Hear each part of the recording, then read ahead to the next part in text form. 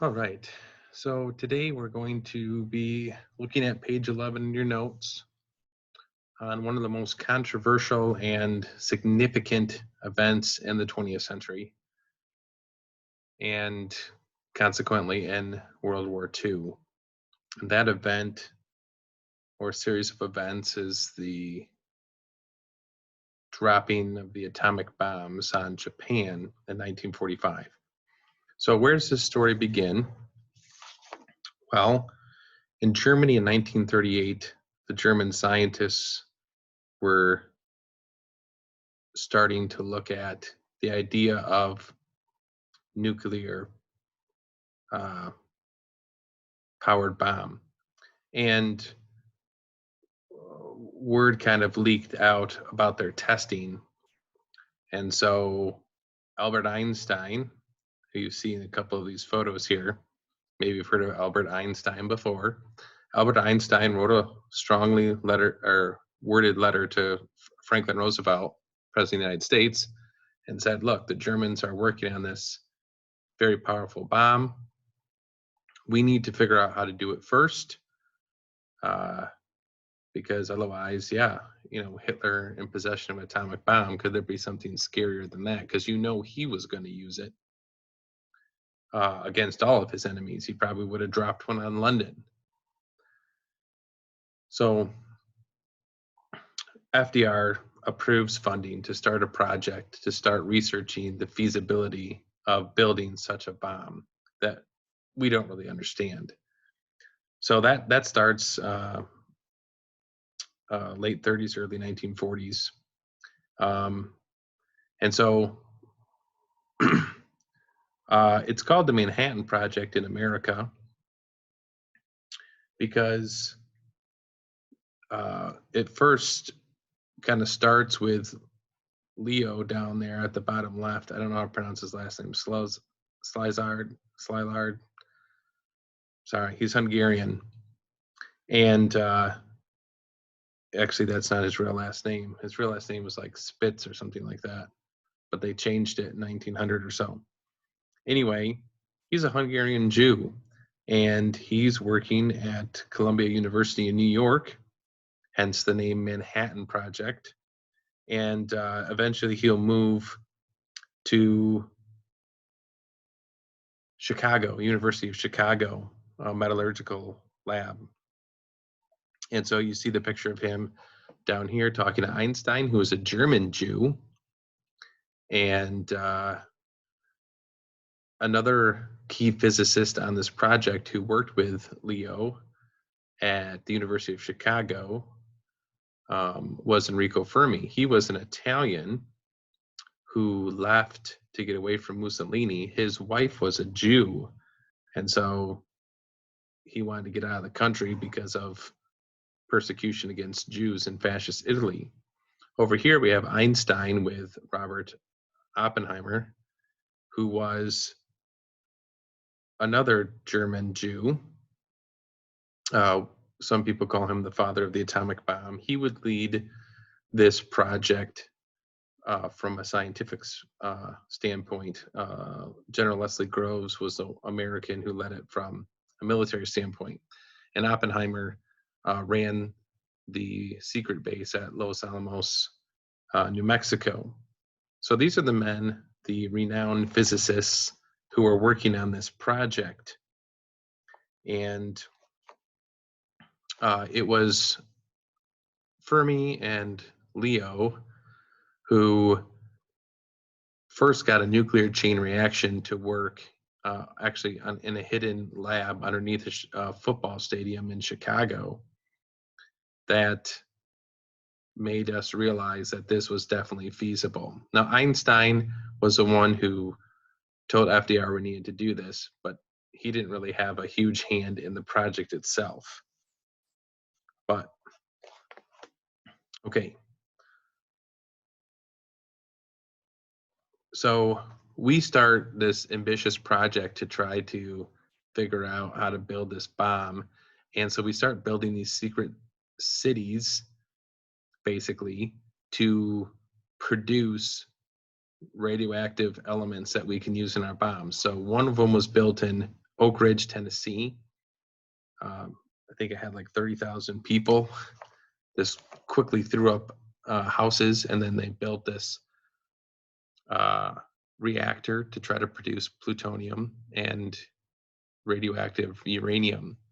And the same thing in Hanford, Washington. They just basically, there's a small amount of people, farmers and such, in this kind of remote area by the Columbia River, and they basically kicked everyone out, built a town that became like the fourth biggest city in Washington at the time, and then they built this nuclear reactor, called the B reactor there, to produce plutonium for these bombs. And then the Los Alamos in New Mexico, this was another huge city, basically. There's over 130,000 Americans working on this project. And the way you keep a big project like this secret is everyone does their particular job, and no one really knows what all this stuff is going to end up. Because, I mean, atomic bomb was unheard of, right? No one really understood what this is really going to be.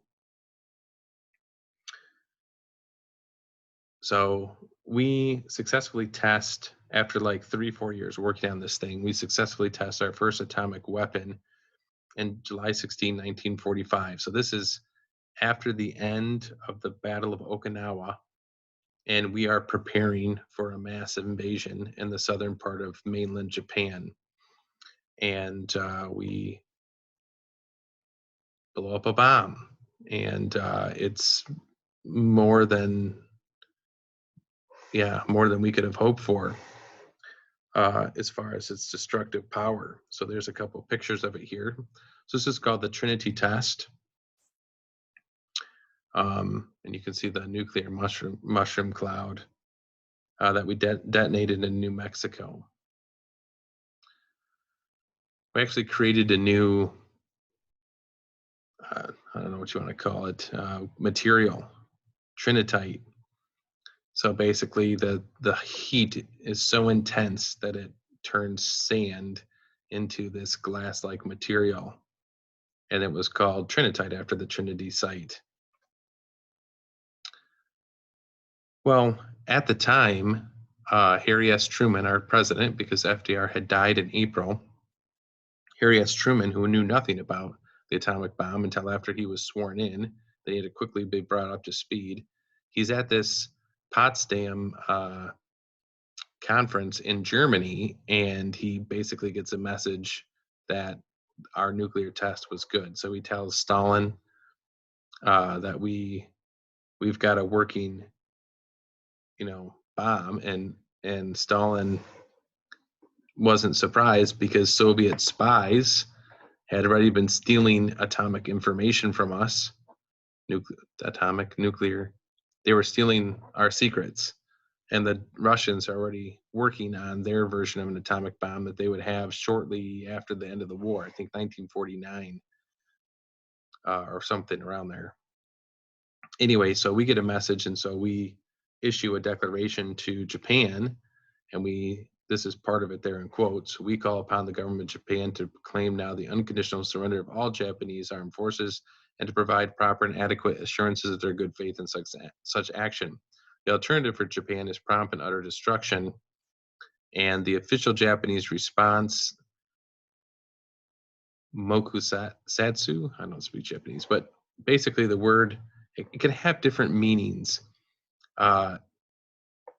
It means to ignore. It can mean like to temporarily ignore because we're giving it deep thought. It can also mean like kind of a spiteful, like this doesn't deserve a response.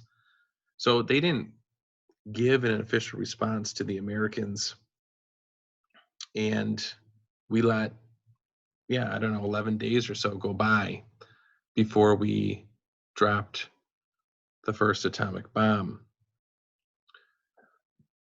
So why did Truman decide to drop the bomb? His basic argument was that his job as the American president and commander-in-chief was to protect American lives and bring a quick end to the war. And military experts. I mean, we're just fresh off of Okinawa and Iwo Jima. Now, it's very tempting, and 75 years after this happened, to look back and in our presentism, right? To look back and say, how could we do such a thing to civilians?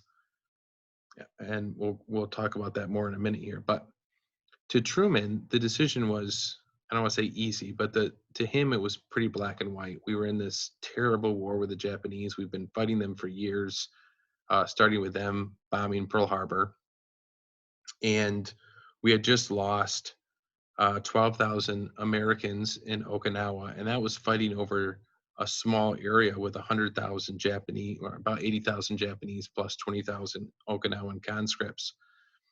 Yeah, and we had lost 12,000 Americans. And you look at the fanaticism with which the Japanese fought, right? Their defensive positions and how they forced the Okinawans to fight with them, and how they use kamikazes, and they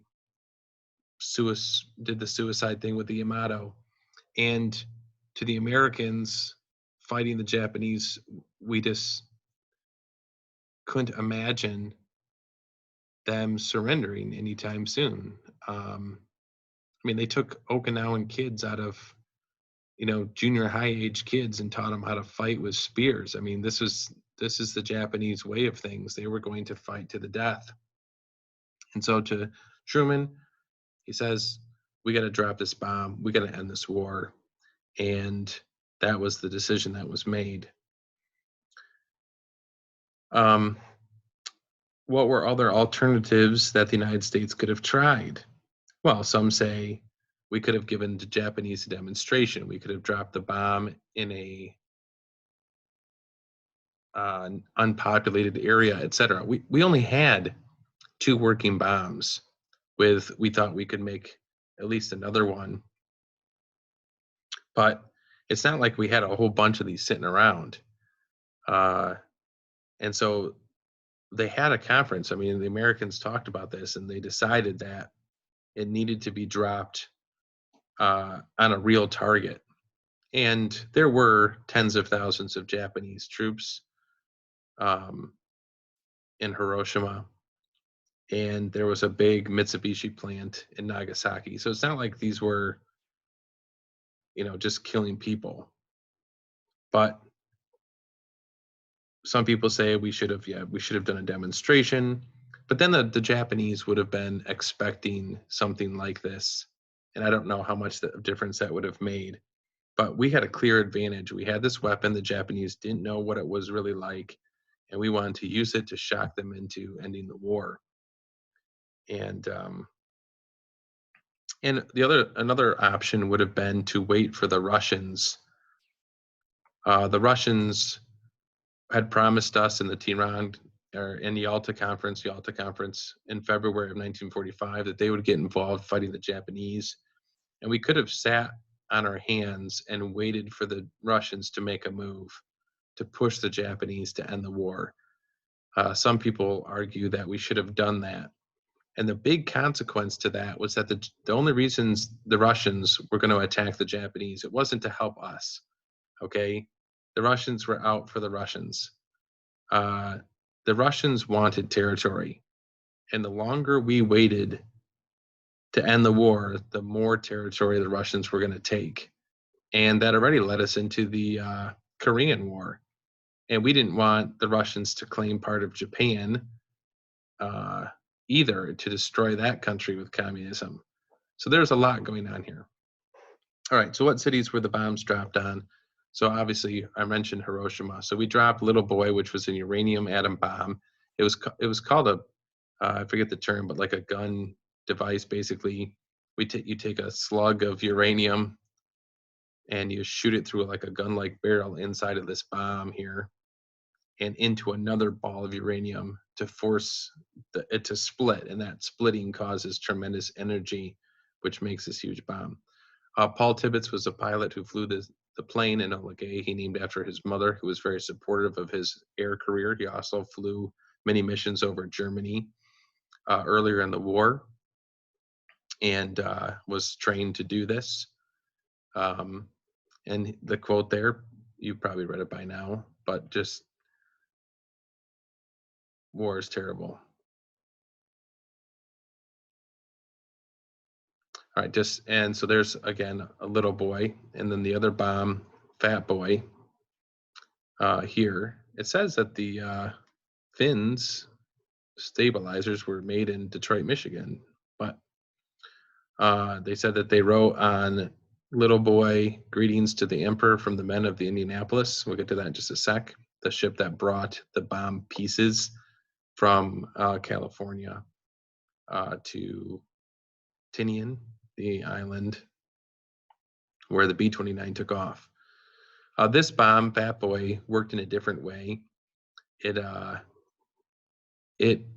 had like dynamite that was used, or some huge explosive power to force a lot of compression, which then ignited the plutonium inside of it. So they detonated in different ways, but both very destructive, obviously. So speaking of the U.S. in Indianapolis, this ship is a ship that carried the atomic weapons across the ocean. And then it was actually on the way home that the Indianapolis was torpedoed by a Japanese sub. And the men were in the water for days, and no one knew where they were exactly because of U.S. Navy communication failures. And men were eaten by sharks, and it was horrific. You can read about it. Some of you read In Harm's Way for your World War II book project. Some of you read Out of the Depths.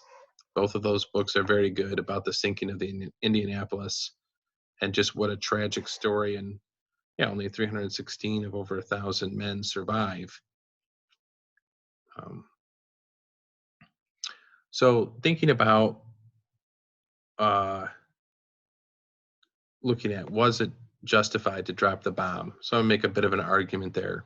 So this is just talking about the Japanese preparing for an American attack, right? So the People's Volunteer Army in Japan, if you were anywhere from 13 to 60 years old, they had guns, some guns, bamboo spears, practiced stabbing on dummies, built bunkers, pillboxes, barbed wire, dug caves, told how to fight like guerrillas, like they did at Iwo Jima and Okinawa.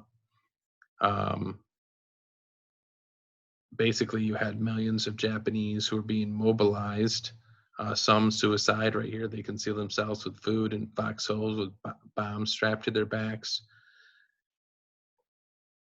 I don't know all the details, but it's pretty apparent the Japanese were going to prepare for an American invasion, and their goal was to punish our military and kill just as many Americans as they could. And I'm sure if the Japanese were invading America, we would have a similar tenacity to defend our homeland. But this is just saying that the Japanese were preparing in this way, in a fanatical way. The other point I want to make is just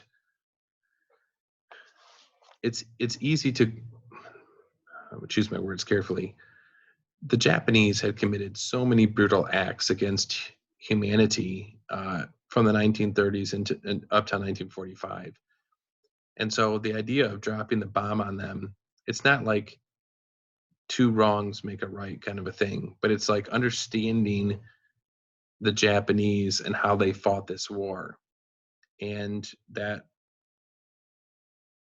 might inform you why Truman and the military said this is what needs to be done to defeat this enemy that has done so much. So just some examples. We started off this unit months ago talking about the rape of Nanking in the 1930s, how the Japanese invaded Japan and used civilians for bayonet practice and sexually abusing their women and shooting people into trenches and using civilians for military practice.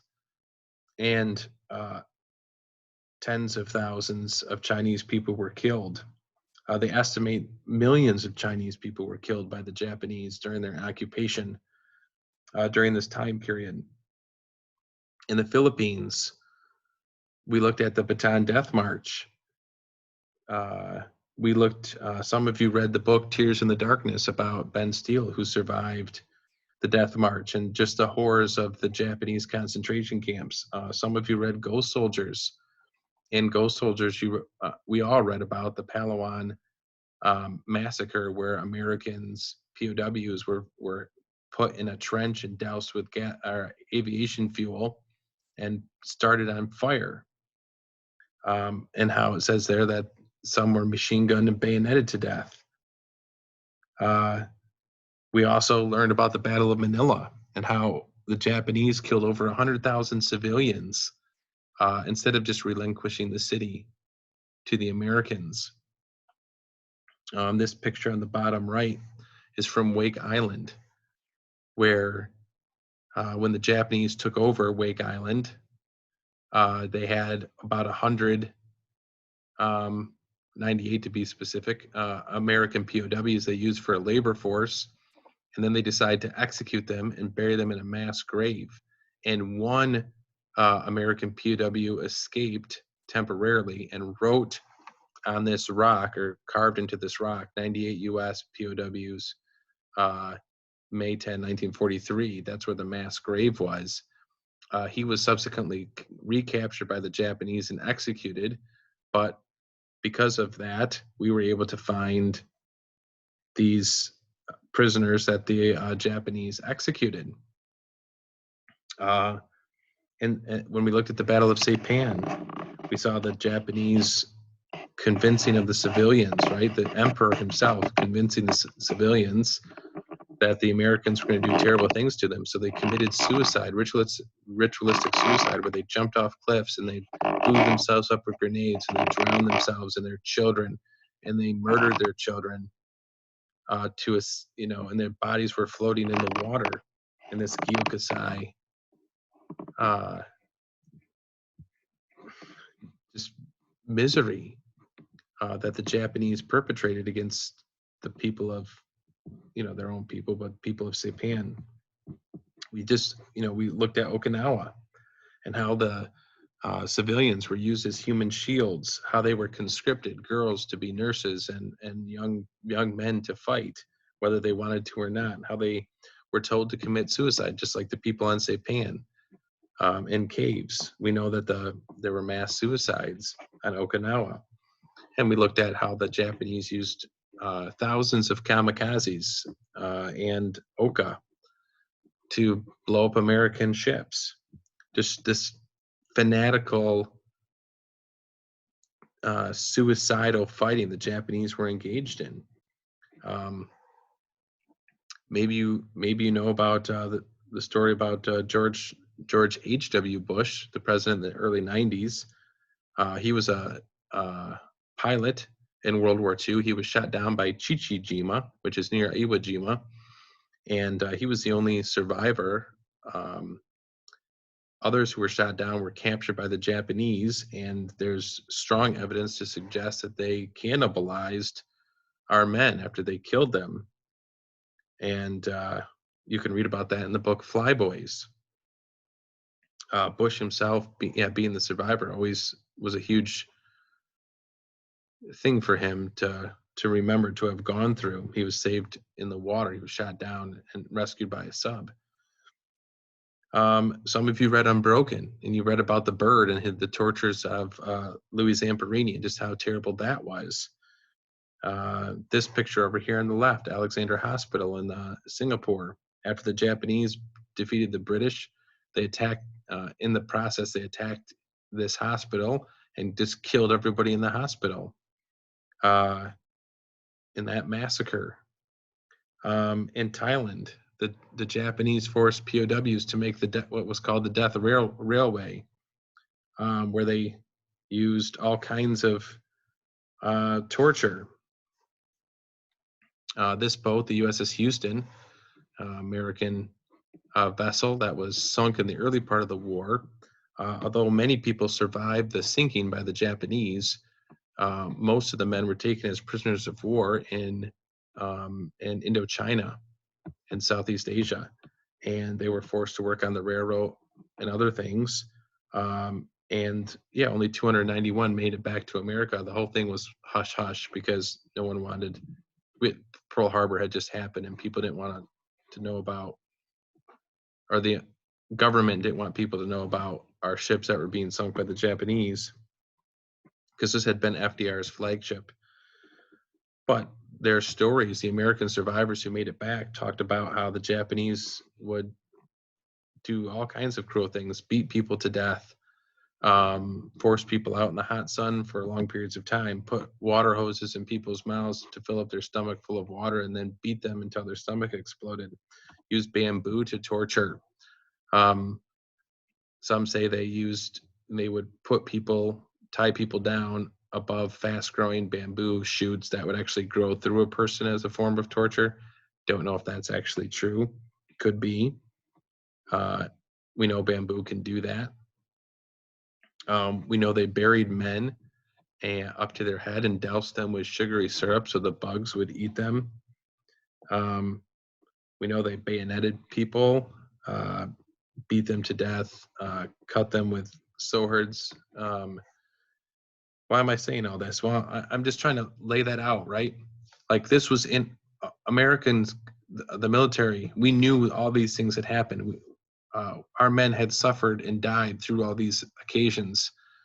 And so when it came down to, do we want to end this war, or do we want to invade Japan? The answer was, we want to end this war. Could the atomic bomb be used to help end the war more quickly than invading the mainland and suffering?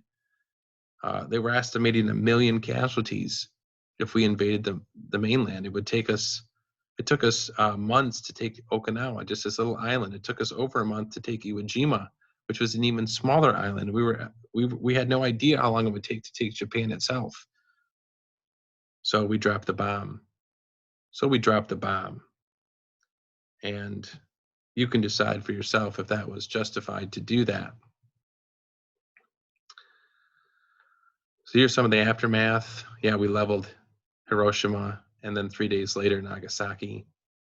I think you can make an argument that we were quick to drop the second bomb, that potentially we could have waited longer for the Japanese to respond in the difficult position that they were in. I do think that was heavy-handed. Interesting, a Japanese photographer, Yosuke Yamahata, who took pictures of Nagasaki after the bomb, including this one, says he was relieved that Japanese authorities finally admitted defeat. He's glad they didn't use his photographs in one last misguided attempt to rouse popular support for the continuation of warfare. So, timeline here, I'm kind of blocking. I can move my face here, but I don't know if that will help you see Hirohito. Poor positioning on my part. I don't know if that helped or not. So the Japanese, August 13th, so 4 days after we dropped the bomb in Nagasaki, their Supreme War Council meets. Emperor Hirohito suspends military activity. A small group of Japanese military officials plot a coup against Hirohito because he's talking surrender. We talk about sending another plutonium bomb to Tinian. Truman continues the firebombing that we talked about. August 14, with rumors of a coup and his generals still divided, Hirohito calls the council and announced his decision for unconditional surrender because they couldn't agree to surrender even after we dropped 2 atomic bombs on their cities. They had fewer than 10 cities, over 100,000 people left because we had bombed so many of them with firebombs, etc. So 2 men, Major Kenji Hatanaka and Lieutenant Colonel Hiro Shisaki, I'm butchering their names, I'm sure, led a group of junior officers to try to seize the imperial palace and impose martial law. And then the coup fails and they commit ritual suicide. So there was still an element of the Japanese who wanted to continue to fight, who refused to surrender. Hirohito had to overrule the deadlock council. The war minister himself said, who can be 100% sure of defeat. We certainly cannot swallow this Potsdam proclamation. So there were still strong members of the Japanese military who wanted to continue to fight even after we dropped the second bomb.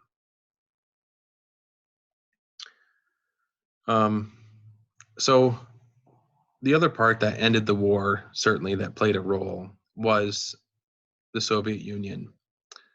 So we already mentioned how they declared war on Japan August 9, 1945, the same day after we had dropped the bomb on Nagasaki. And the Soviet Union were opportunists. They invaded Manchuria, which they had fought with the Japanese over 40 years before, and the Russo-Japanese War that was won by the Japanese. And so here the Japanese are weak.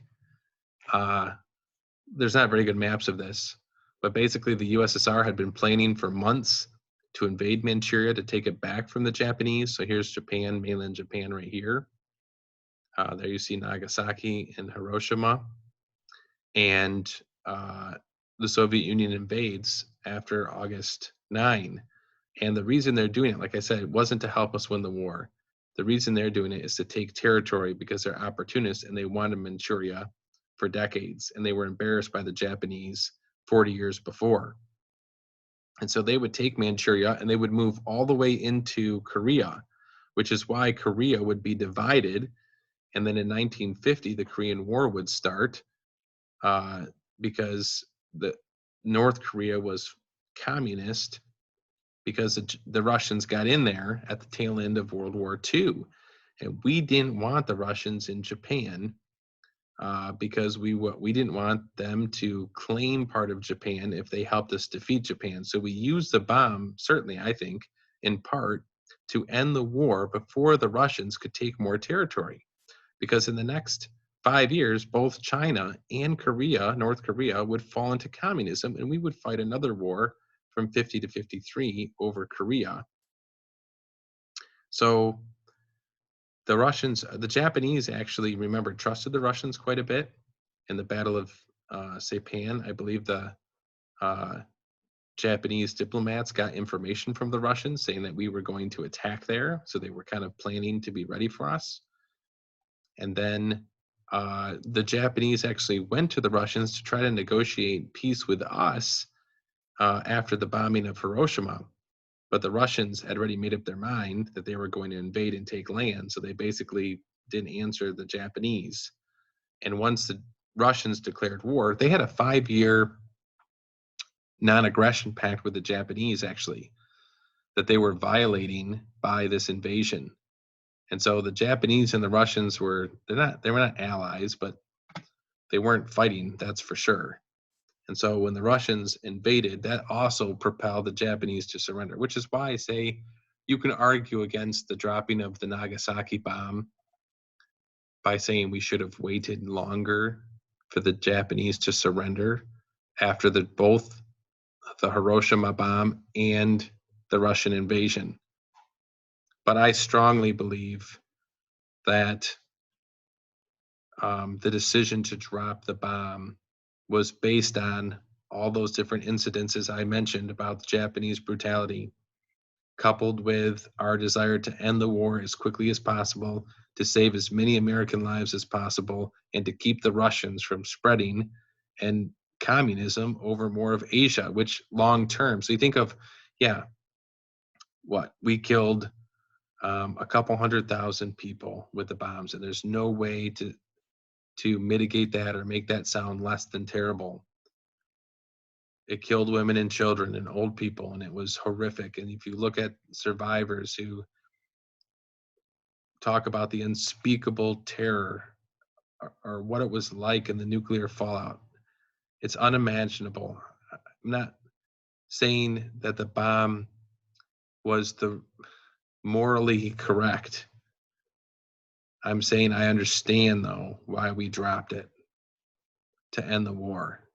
And the argument that we saved lives, if we invaded Japan, hundreds of thousands of more people would have died. That's undoubtable. The question is, would Japan have surrendered before that happened, given this change of the USSR stance? And that's a question that we maybe, but we'll also never know. So 6 days after Nagasaki, the Japanese would surrender, say they were going to surrender, and that would end the war. So hopefully you learned something. I know I talked a lot, but actually I was going to show you one more thing here a second.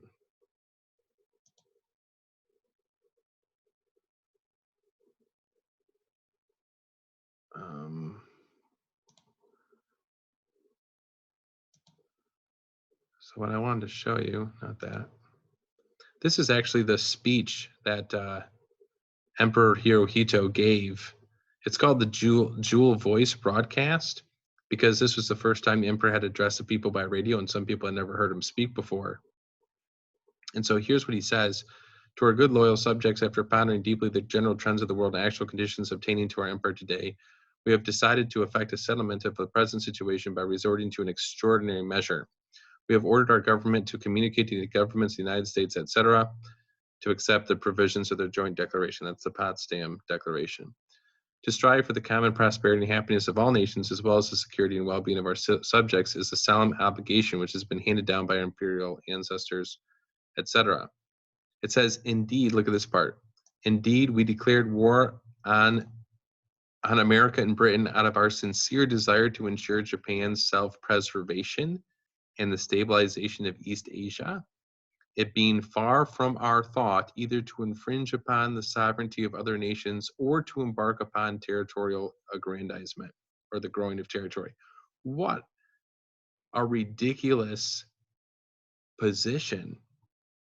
Obviously, the Japanese invaded China and Indochina and all the way into the Pacific to gain territory.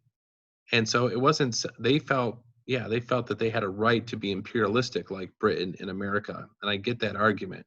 However, to argue that they weren't trying to gain more territory and that they declared war on America out of self-preservation is an interesting perspective, right? They think they bombed Pearl Harbor because we were cutting off their assets in oil and they couldn't survive without it.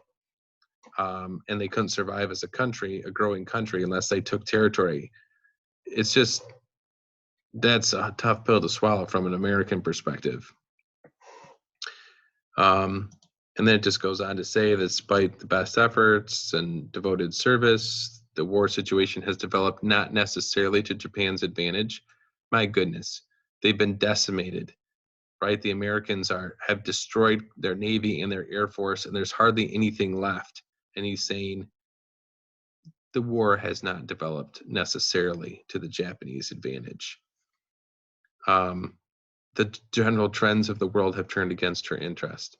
Moreover, the enemy has begun to employ a new and most cruel bomb, the power of which to damage is indeed incalculable, taking the toll of many innocent lives, which is another, I mean, are there innocents in war? That's a whole other debate. Should we continue to fight, it would not only result in an ultimate collapse and obliteration of the Japanese nation, but also would lead to the total extinction of human civilization. That's an interesting jump. Such being the case, how are we to save millions of our subjects or to atone ourselves before the hallowed spirits of our imperial ancestors? This is the reason why we have ordered the acceptance of the provisions of the joint declaration. And he goes on. But so he agrees they are saving millions by surrendering. So, and that the bomb was the reason, or a part of the reason why they chose to surrender at the time they did.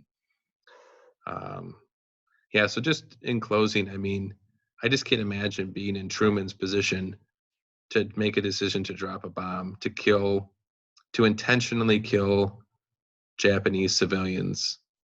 I don't know if I could have made that decision. I understand the decision. I just want to make that clear. From a biblical perspective, I don't know if you can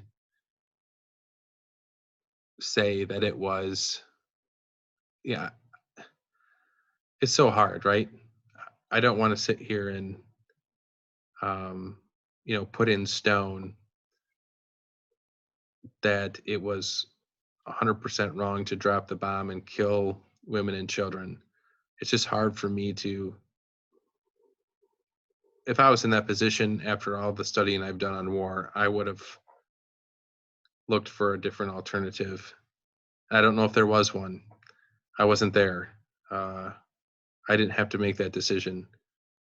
But just war is the most terrible thing imaginable. And hopefully you realize that as we come to the end of our discussions. So